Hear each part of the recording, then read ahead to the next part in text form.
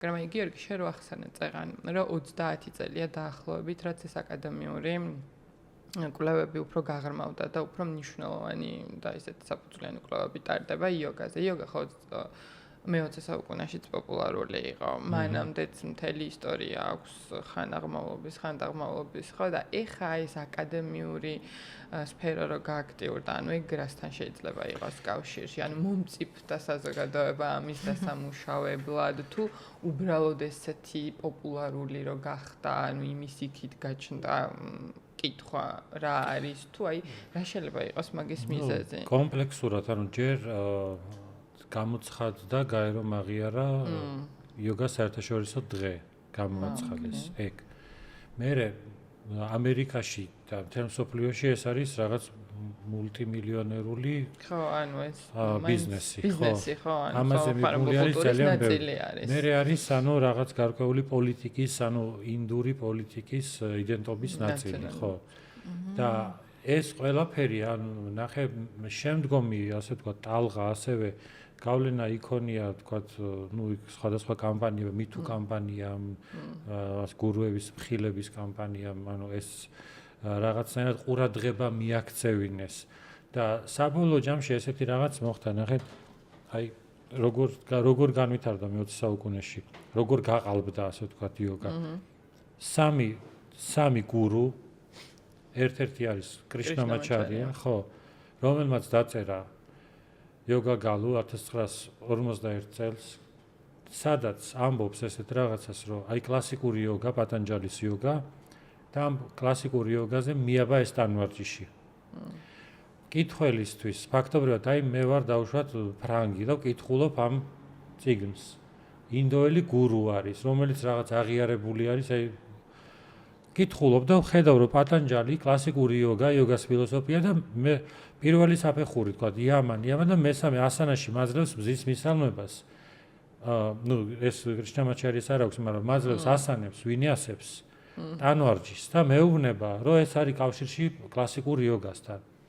ეს თელმო მსოფლიომ გადაყლაპ, ანუ ასე ვთქვათ, დაიჯერა, რომ ეგრე არის. მერე მისი მოსწავლე 1972 წელს, 62 წელს უკვე პატაპი ჯოისმა დაწერა იოგამალა, რაც მე ნათარგმნი, იქაც რაღაც ამ ასე ვთქვათ სტრუქტურას აკოპირებს, რომ პატანჯალი ახსენებს კლასიკურ იოგას.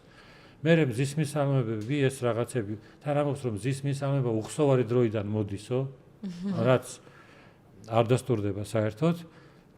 მერე მოყავს, ანუ ეს ტანვარჯიშები და ასე შემდეგ, გურუა, იქ უკვე გასული არის რაღაც ჰოლივუდის დონეზე, იქ მადონა მისდევს აშტანგა იოგას, სტინგი, რაღაცა და ანუ მთელი მსოფლიო კითხულობს ამას, 62 წელს გამოსული წიგნი არის, მაგრამ უკვე პოპულარულია, 80-იანებში პოპულარულია და როგორ არ დაუჯერო, ხო, გურუ არის, ანუ თან გეუბნება, რომ სანსკრიტი მაინტერესებს, კრიშნამაჩარიას პრეტენზია ქონდა, რომ სანსკრიტიც იცოდა და რაღაცა. მესამე აიენგარი წერს იოგა დიპიკას, ისიც იწყებს იოგას პატანჯალი, ხო, სამათი რაღაცა და ტანვარჯიშს წერს. ტანვარჯიში მიაბეს კლასიკურ ფილოსოფიურ იოგაზე, სადაც მესამე საფეხურად არის ასანა. ანუ ასანა არის ნიშნავს სხეულის პოზას, ან ჯდომას. სადაც ეგ იყო, ანუ აქ ყველაფერი, რაც აი სიტყვა ასანაზე გაახსენდათ, ხო? ყველაფერი იქ ჩათხარეს. ბოდიში ამ გამოთქვისთვის. ანუ გამოვიდა ეგეთი რაღაცა, რომ ამ სამა ტრიადა ამას ვთქვათ, მე-20 საუკუნის გურუებმა და დანარჩენებმა ასევე ხარი აუგეს, რომ მაგრამ უფრო მსხვილი ფიგურები ეგენი იყო. ესენი იყვნენ უფრო მსხვილი ფიგურები და შესაბამისად, ანუ შეიქმნა ესეთი ეჭვი და თავიდან არავის არ ქონდა. მაგრამ მე რომ მოსინჯეს, რომ აბა სად არის ეს წყაროები, ანუ წაგვაკითხეთ.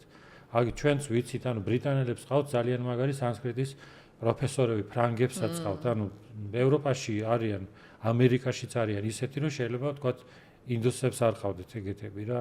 ხო და რო დაიწყეს ამის ანალიზი, ხედავს რაღაც ვერ არის ისე, როგორც ესენია. ეს საინტერესოა მაგათ, რო არ გაეკეთებინათ ეგ ფალსიფიცირება, შეიძლება ესეთი სიღრმისეული ინტერესი არც წამოსულიყო.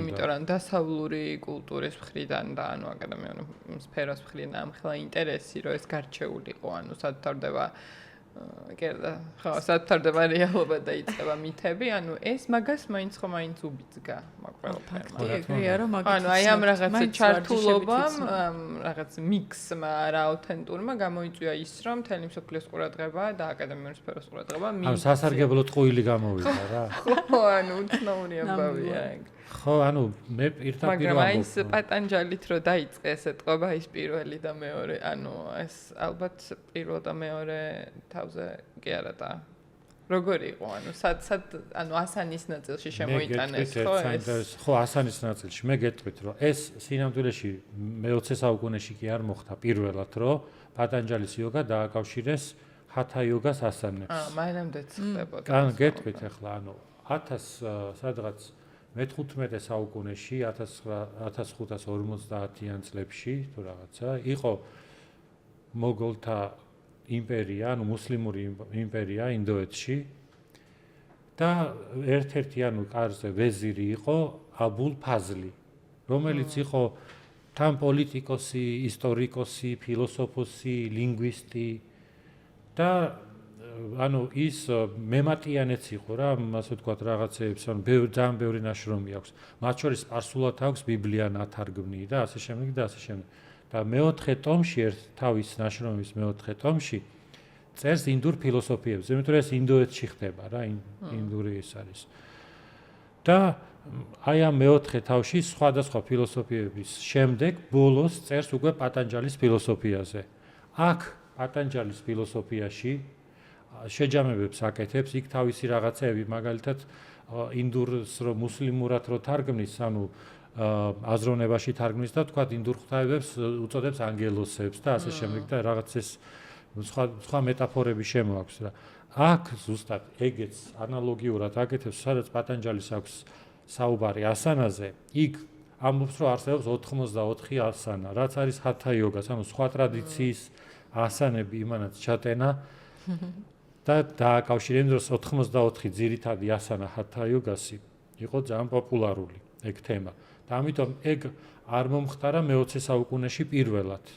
ანუ მანამდე. ხო, ანუ პატანჯალი მანამდე დააკავშირეს უკვე, მაგრამ ეს გააკეთა მუსლიმმა, რომელიც რამდენად ძალიან დეტალურად იცნობდა, ჩანს რომ ფაქტია რომ არ იცნობდა, ანუ კონტექსტს ვერ ხედავდა, ანუ რას იმასაც იოგა ქვია, ამასაც იოგა ქვია, მაგრამ იოგა შეიძლება განსხვავებული ტრადიციები იყოს და ერთი მეთოდი არ ემთხვეოდეს მეორე მეთოდს და თვითონ იოგას განსაზღვრებაც არ ემთხვევა, რა არის იოგა, ესეც არ ემთხვევა, ანუ პატანჯალისთან იოგა ნიშნავს რას?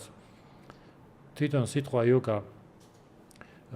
იოგა სამათი ნიშნავს, იოგა არის სამათიო პირდაპირ წერს, ანუ ეგეთი ფაშიაში ეგრევე წერია, რომ იოგა არის კონცენტრაცია ან ჩაღრმავებაო. და სხვა ტრადიციებში ზოგან იოგა განმარტებულია როგორც კავშირი, ან ღვთაებასთან, ან უზენაეს მესთან, ის სხვადასხვა ტრადიციებია. რადგან ამასაც იოგა ქვია და იმასაც იოგა ქვია, ეს არ ნიშნავს რომ ერთი და იგივე რაღაცას გულისხმობენ. და ჩვენ ესეთი დიდი ისა გვაქვს, აი იოგა სახელი სადაც არის, გონია რომ ყველა შეიძლება რომ ერთი და იგივე მნიშვნელობა ჩაიდოს, არა და ანუ რა მრავალფეროვანი არის. სინამდვილეში როგორ დამთავრდა ეს ფილოსოფიასა და ასანებს შორის კავშირი? მე ვამთავრებ ამას წიგნში. ველოდები. ძალიან გაჭირებულად ვარ და ველოდები. არა, ნუ რა თქმა